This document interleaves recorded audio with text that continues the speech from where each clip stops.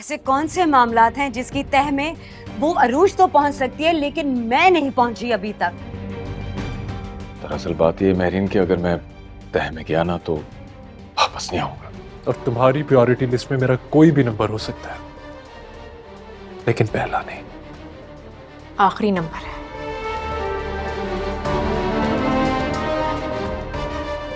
क्योंकि जब लिस्ट ही एक बंदे के नाम पर मुश्तमिल हो तो पहला और आखिरी नंबर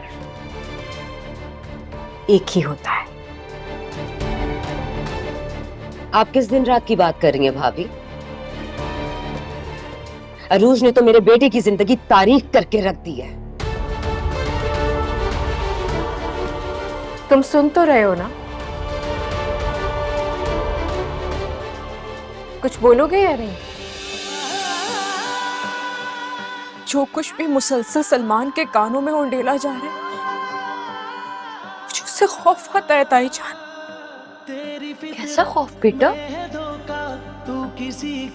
कि वो मुझे अपनी जिंदगी से ना निकाल दे। तेरे हवाले दिल कर दिया है, मेरी आशिकी को तूने जिद कर दिया है।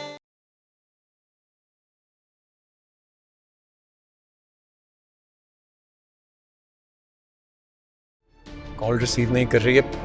देखिए, वो जिस फ्रेंड की तरफ भी गई है उसका कोई नंबर वगैरह तो होगा ना, कोई घर का एड्रेस। प्लीज वो बता दीजिए, कम से कम हम इतनी तसल्ली तो कर ले कि रमशा ठीक है। एनी जानती है, उसके पास नंबर है, मैं पता करती हूँ। प्लीज जल्दी। नहीं हद होती है लापरवाही की। ये नहीं, अगर हम ऐसे यहाँ ना आते तो हम तो बेखबर ही रह जाते। डैड रिलैक्स प्लीज, मैंने सहारा दिया तुम्हें, इस घर में रखा, किसी चीज की कमी महसूस नहीं होने दी, याद? भाईजान, मैं आपकी सगी बहन हूँ। रमशा मेरी बेटी है। मुंह बोले रिश्तों की कोई अहमियत नहीं। मेरे लिए अहमियत है। डैड का फैसला है, उन्होंने कहा है वो रहेगी तो अब रहेगी ना। लेकिन वो इस घर में हमारी फैमिली मेंबर बनकर कैसे रह सकती है? देखो, ना तो ये मेरा फैसला है, ना ही मैं डैड को इसमें कुछ कह सकता।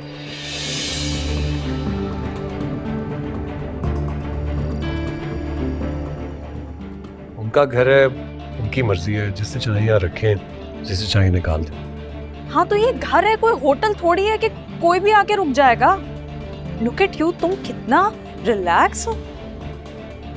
इनफैक्ट तुम तो खुश हो गए ना, रमशा आ रही है। धोखा मुझे यार से मिला।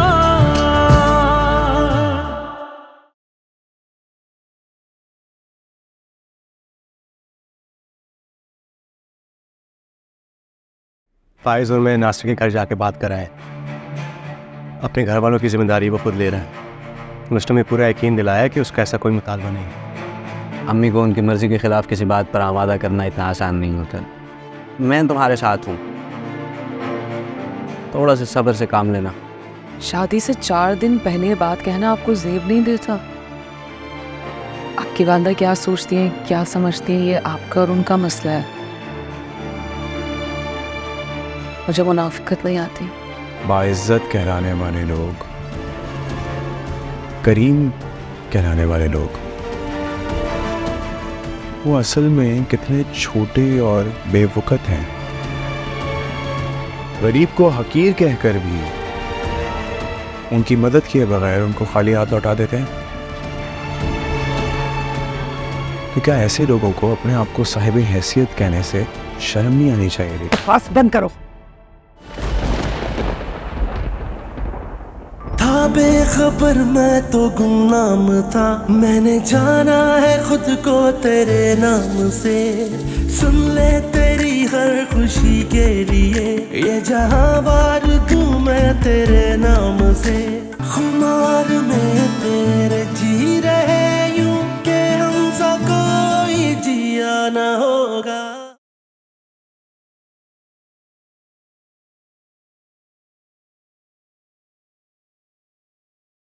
सलमान बार बार माफिया मांग रहा था, कह रहा था मुझसे गलती हो गई, मुझको माफ कर दो, एक और मौका दे दो।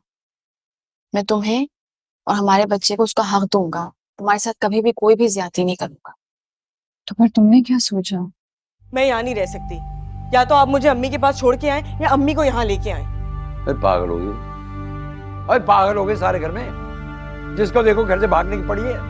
खैरियत है? कोई खैरियत नहीं है अब्बा। ये क्या हो रहा है घर में? देखिए अगर आप मुझे नहीं छोड़ के आएंगे ना तो मैं खुद चली जाऊंगी। मैंने तुम्हें तो चीख चीख कर कहते थे कि इससे नौकरी करवानी है, एटीएम बनाना है। अब जरा सी बुराई है तो ऐसे हाथ झाड़ के पीछे खड़े हो गए हो। हाथ झाड़े यार, जा माफी मांग मुझसे पैर पकड़ के। कितना घटिया आदमी है तू। तुम बीवी हो मेरी, तुम्हें मेरी ताबेदार बन के रहना पड़ेगा, मेरी वफादार बन के रहना पड़ेगा। जान से मार दो लेकिन छोड़ो। केस की तमाम तफसीलात सुनने और सबूतों को देखने के बाद ये अदालत ताज़ीरात पाकिस्तान के तहत मायरा राशिद कैसे मांगू टूटे तारे से दुआ।